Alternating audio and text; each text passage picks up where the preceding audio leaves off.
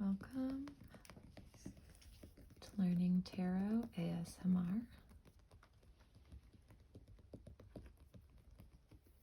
We're going to learn all about how to read tarot cards. We'll eventually go through each card, but today we're just going to learn some of the basics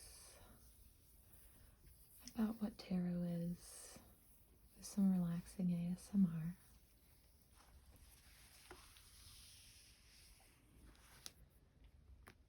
We'll eventually use this book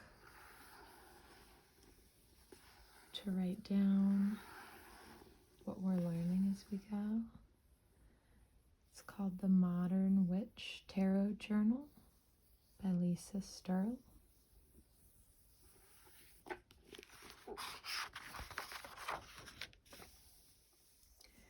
It goes through meanings, how to do readings, spreads, different decks, and online resources.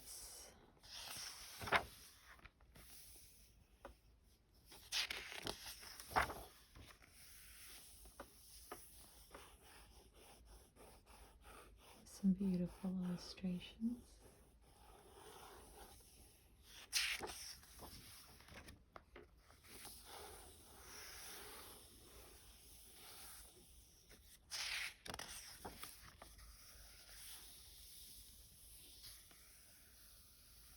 And how to come up with keywords and reflections, correspondences for each card, and if you choose to do so, how to read reversals.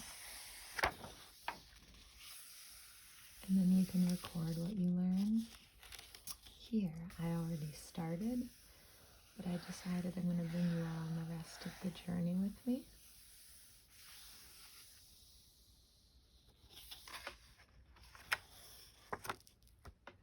And we are going to use some books, as well as just some of my knowledge. So we have some nice book sounds.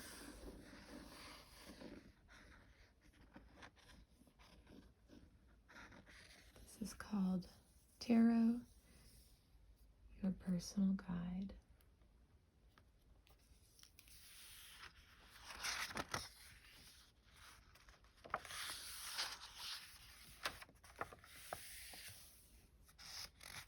And today we're just going to learn the beginnings about tarot. What is tarot? The tarot that we recognize today is a set of 78 illustrated cards. So one thing to know about tarot, it is different from oracle cards. Tarot always has 78 cards, though there are some publishers who create decks where they throw in an extra or bonus card. But the traditional tarot deck has 78 cards.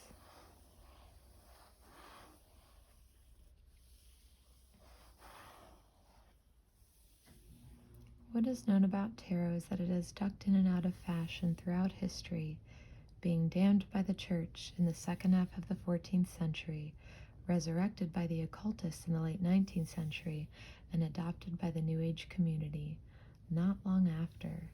Tarot's traditional meanings have evolved, as has its style and use. These days, tarot cards are used for far more than they ever were previously, and they provide counsel and comfort for people the world over.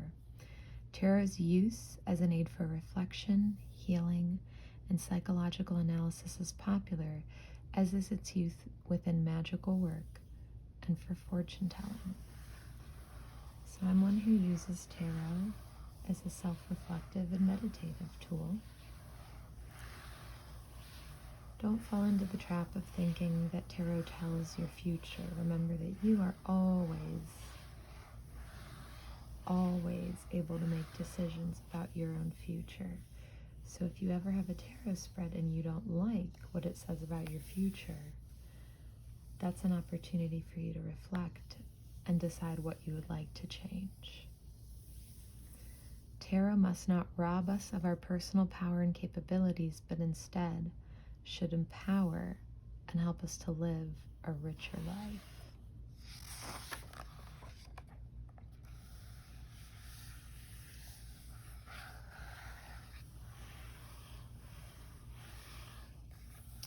Many people believe that tarot is a part of the practice of witchcraft or is a replacement for religion. These are also false beliefs. While many practicing witches use tarot, it is not synonymous with either witchcraft or Wicca. Tarot is used by people of all religions and by those with no religious affinity. For most, it is a tool to help them enhance their spiritual beliefs rather than acting as a replacement for it. So if you're wondering who is tarot for, anyone. If you feel called to it, you're welcome to practice it. If you've ever heard the rumor that you must be gifted your first deck, that is just a rumor. You are welcome to buy your own and start your practice whenever you like.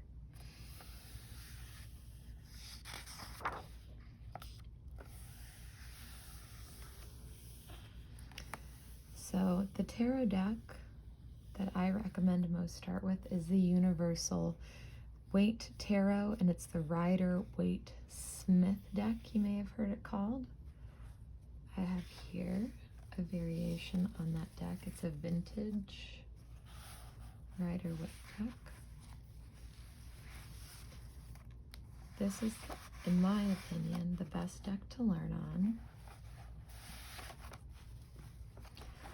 as any guidebooks that you use or resources you will use to help will fit the images on these cards. So this is just a vintage version of the Rider-Waite-Smith deck. And that's an excellent deck for beginners to start with.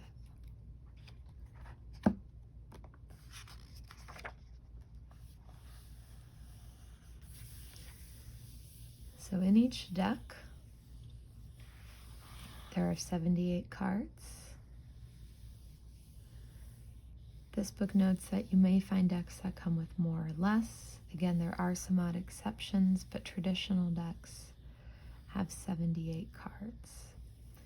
They're broken into two sections, the major arcana and the minor arcana.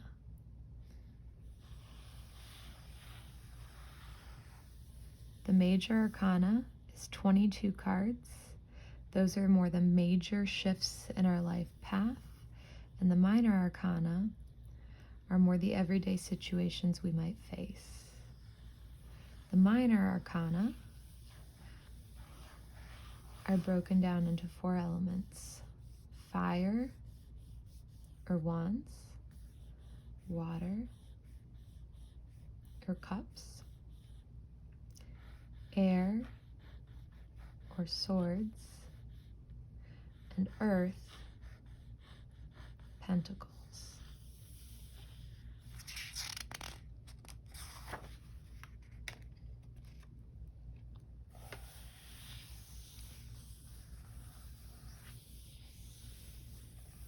Each of the 4 suits has 14 cards, and there are court cards in each of the suits as well. So again, the major arcana is 22 cards. The minor arcana has 4 suits of 14 cards each to make 56 cards.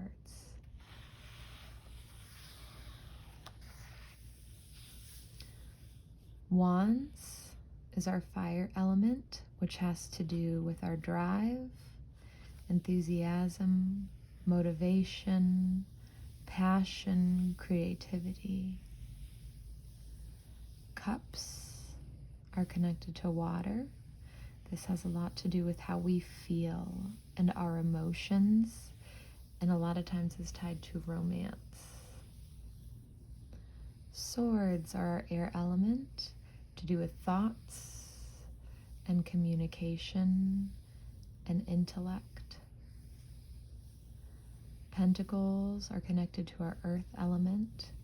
They're very grounded. They have to do with more material things in our life and can sometimes translate directly to finances.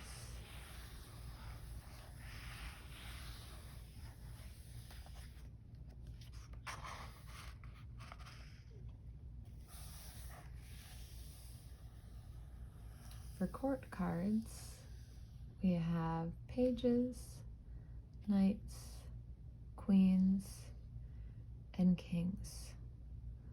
So for each of wands, cups, swords, and pentacles, you will have these 4 court cards. Pages usually symbolize a more youthful person or immaturity in a situation, learning new things. Knights are movement. The knights are always moving, some faster than others, which we'll learn when we learn each of the cards. Usually they are pursuing something. Queens, this is divine feminine energy. Queens are more nurturing. And then kings are the masters of their environment, very mature and very wise.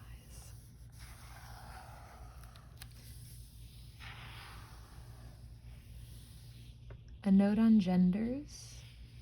Although pages and queens are often depicted as female, and knights and kings are mostly shown as male, they are not confined by their gender in a reading. An example, the Queen of Cups can accurately describe the emotionally receptive side of a male, and the Knight of Wands can illustrate the ambitious and active aspects of a female. So when you're doing a reading, you don't need to think about the genders of the cards as identifying specific people of specific genders. Gender doesn't really matter. Even when we talk about divine feminine or masculine energy, that does not directly translate to a person of a particular gender. Reversals we'll discuss later.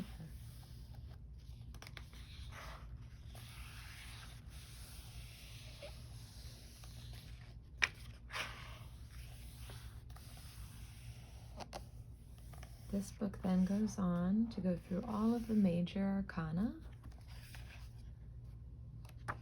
one by one.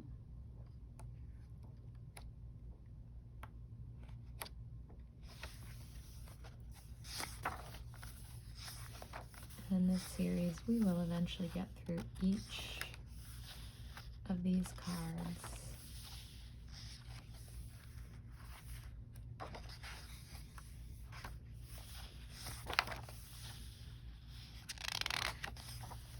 The World is the last card in the major arcana. So let's take a look at our deck.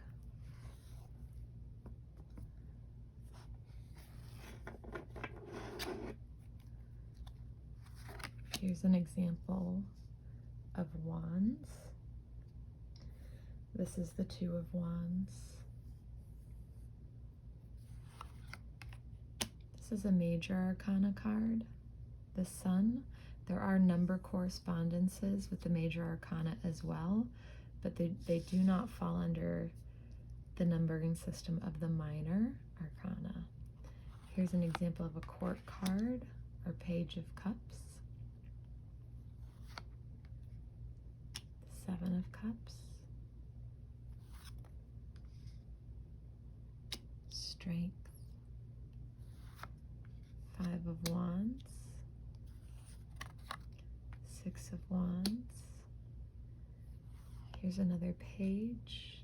We have the Pentacle here. So you can see those different suits represented. The Hermit is another major.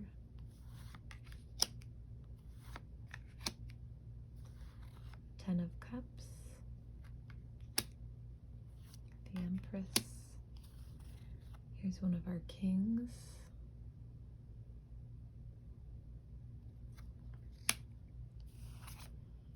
Swords. And as you look through the deck, you may get a certain feeling as you look at some of the cards. That's important to remember and hang on to, because as much as we learn about the numerology, the symbolism, and the meanings behind the cards, your intuition and your feelings as you're reading the cards are really what's most important. And again, this is the type of deck I would recommend for a beginner, because the symbolism will match up with most resources you may use to learn. But I definitely recommend just spending some time getting to know the cards.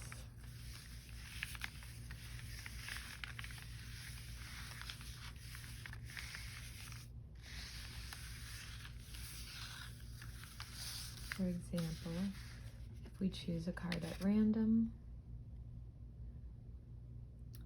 when you look at this card, think about what you notice. A rainbow with our 10 cups. Cups have to do with emotion, feeling. You may notice it looks like a happy couple here. Some children that are playing. A river, trees. So think about what feelings that card gives you, and if you had to guess the meaning, what would it be? Now let's take a different card. The Nine of Swords. We see the 9 swords on the wall. It's very black. There's someone in a bed sitting up with their head in their hands. Looks like they may be crying or they are upset. You can even look closely at some of the symbolism you may see in the quilt they have on. Think about what that card makes you feel, and if you had to guess a meaning for it, what would it be?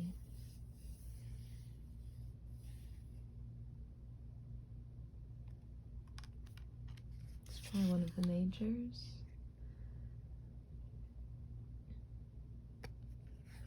See someone here in a dress, flowers and greenery on their head as well, the infinity symbol over their head, and a lion here. A lion they seem to be almost petting.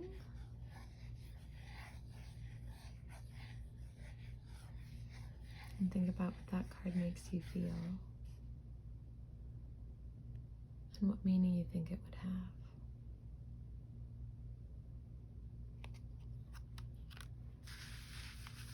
If you have a deck, take some time to go through the cards and just think about what they mean to you. Journal a story about it. Write a story about the person you see on the card or the situation you see on the card. And get to know them.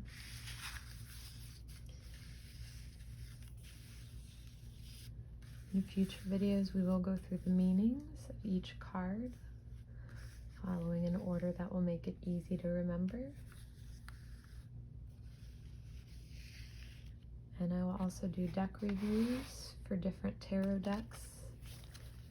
So if you're looking at this deck and thinking you don't really connect with the imagery on it, I'll do reviews of many different decks so you can see if there's a different one you prefer, or if you're just here to relax and take a nap and fall asleep. That's okay as well.